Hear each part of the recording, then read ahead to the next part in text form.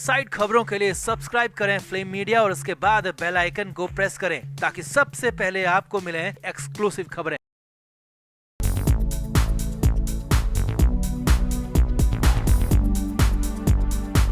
ED यानी कि प्रवर्तन निदेशालय इस वक्त हर तरफ भूचाल लाए हुए है। दिल्ली से लेकर मुंबई तक नेताओं और बॉलीवुड की लंका लगी हुई है।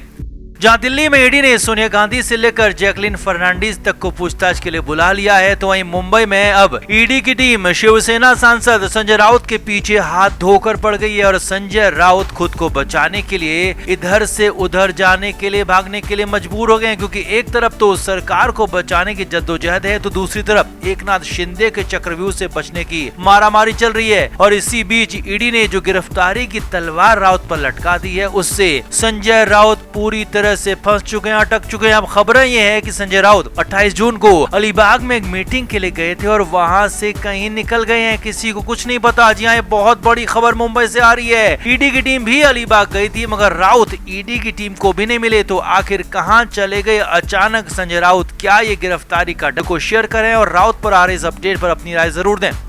तो महाराष्ट्र की राजनीति में हलचल जारी है, सियासी तस्वीर लगातार बदल रही है। उद्धव ठाकरे सरकार बचाने की कवायद भी जारी है। महाविकास अघाड़ी में शामिल शिवसेना, एनसीपी और कांग्रेस में बैठकों का दौर जारी है, लेकिन शिवसेना के सामने डबल मुश्किल है। शिवसेना के सामने सरकार बचाने के साथ साथ पार्टी का अस्तित्व बचाने का भी चैलेंज है। महाराष्ट्र की राजनीति के लिए कल यानी कि 30 जून का दिन बेहद खास अहम होने वाला है, क्योंकि राज्यपाल भगत सिंह कोश्यारी ने मुख्यमंत्री उद्धव ठाकरे को चिट्ठी लिखकर बहुमत साबित करने को कहा है। महाराष्ट्र में अब उद्धव ठाकरे सरकार को शक्ति परीक्षण करना होगा और राज्यपाल ने संविधान में मिली शक्ति का इस्तेमाल करते हुए उद्धव ठाकरे को 30 जून को बहुमत साबित करने को कहा है।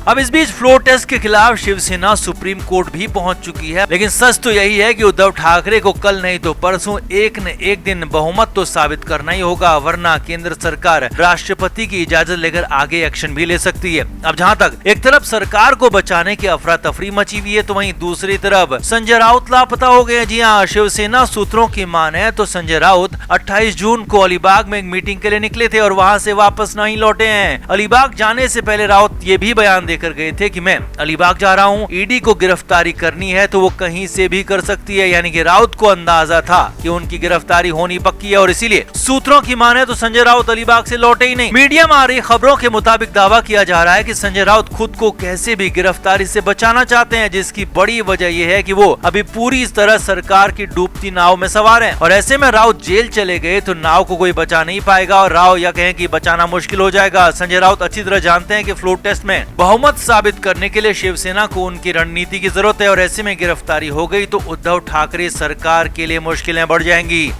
अब खबरों की माने तो ईडी की एक टीम अलीबाग भी गई थी। जी हाँ, ये बड़ी खबर आ रही है कि राउत के खिलाफ जांच कर रही ईडी की टीम 28 जून की दोपहर के बाद अलीबाग गई थी, मगर वहां से लौटी तो टीम के अलावा साथ में कोई नहीं था। अब ऐसा हो सकता है कि ईडी की टीम किसी और काम से भी अलीबाग गई हो, या हो सकता है कि ईडी की टीम को राउत ना मिले हो लेकिन टीम को खाली हाथ ही लौटना पड़ा है। खैर, फिलहाल तो ईडी की टीम ने संजय राउत को 30 जून तक की फौरी राहत दे दी है, मगर 1 जुलाई को ईडी दफ्तर में फाइनली बुला लिया है। बयान दर्ज कराना ही होगा। ईडी की टीम ने सिर्फ 24 घंटे में दूसरा समन जारी किया और राउत को 1 जुलाई को पेश होने का समन भेज दिया, मगर राउत की समन को लेकर फिलहाल कोई प्रतिक्रिया सामने नहीं आई है। अक्सर बयान देने वाले संजय राउत फिलहाल चुप है, कुछ बोल नहीं रहे।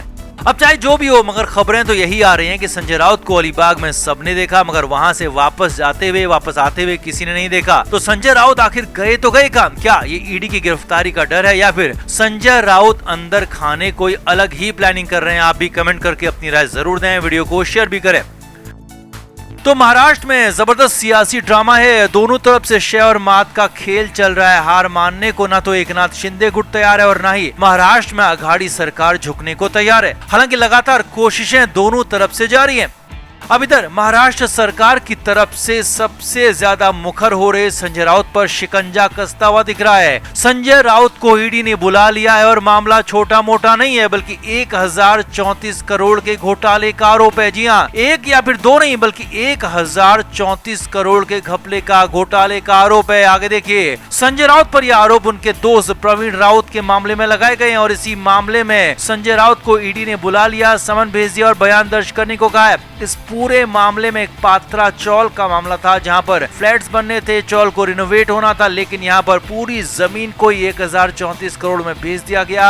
और आरोप है कि प्रवीण राउत के जरिए संजय राउत और उनकी पत्नी ने भी इसका फायदा उठाया। अब असली मामला यहीं पर फंस गया, क्योंकि संजय राउत कह चुके हैं कि उनके खिलाफ ये साजिश है, उन्हें खत्म भी कर दिया जाएगा तो भी वो असम नहीं जाएंगे, गुवाहाटी नहीं जाएंगे, शिवसेना के साथ बने रहेंगे। बल्कि मामले में असली ट्विस्ट आया शिवसेना के बागी विधायक दीपक केसरकर के बयान के बाद, जिसमें दीपक ने संजय राउत को लेकर बड़ा खुलासा दावा करने की बात कही है। दीपक केसरकर के मुताबिक संजय राउत भले ही शिवसेना में है, लेकिन वो एनसीपी के एजेंट हैं, शरद पवार के राइट हैंड के तौर पर काम करते हैं। जी हाँ, ये बड़ी बात कही, बड़ा दावा किया दीपक केसरकर ने। आगे देखिए, दीपक केसरकर ने कहा कि एनसीपी के साथ मिलकर संजय राउत ने शिवसेना को खत्म करने की कसम खाई है और संजय राउत शिवसेना को खत्म करने पर तुले हुए हैं। दीपक केसरकर ने आगे कहा कि बीजेपी से शिवसेना अलग हो जाए ये चलेगा, लेकिन हिंदुत्व से अलग हो जाए ये नहीं चलेगा। और यही संजय राउत करवा रहे हैं, बार बार करवा रहे हैं। और एनसीपी भी संजय राउत के कंधे का इस्तेमाल कर रही है और संजय राउत सब कुछ वही कर रहे हैं, वही कह रहे हैं जो कि एनसीपी करवा रही है, एनसीपी के चीफ शरद पवार करवा रहे हैं। अब ये नहीं, दीपक केसरकर ने तो संजय राउत की नवाब मलिक के साथ करीबी दोस्ती होने का भी दावा कर दिया। जी हाँ, दीपक केसरकर ने साफ साफ कहा है कि संजय राउत के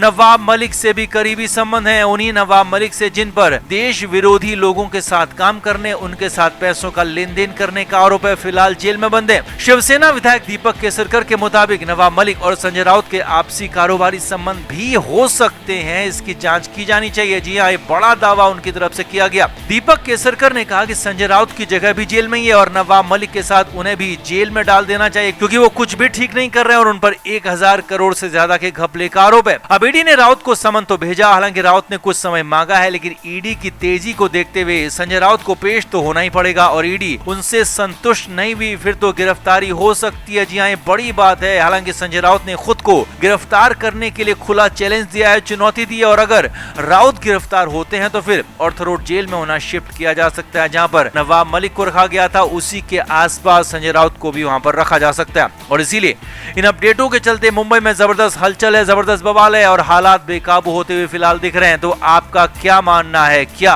वाकई संजय राउत ने इतना बड़ा घपला किया होगा और क्या वाकई एनसीपी के इशारे पर संजय राउत ही शिवसेना को खत्म करने पर तुले हुए हैं? कमेंट करके आप भी जरूर बताएं, वीडियो को शेयर भी करें। Flame media report.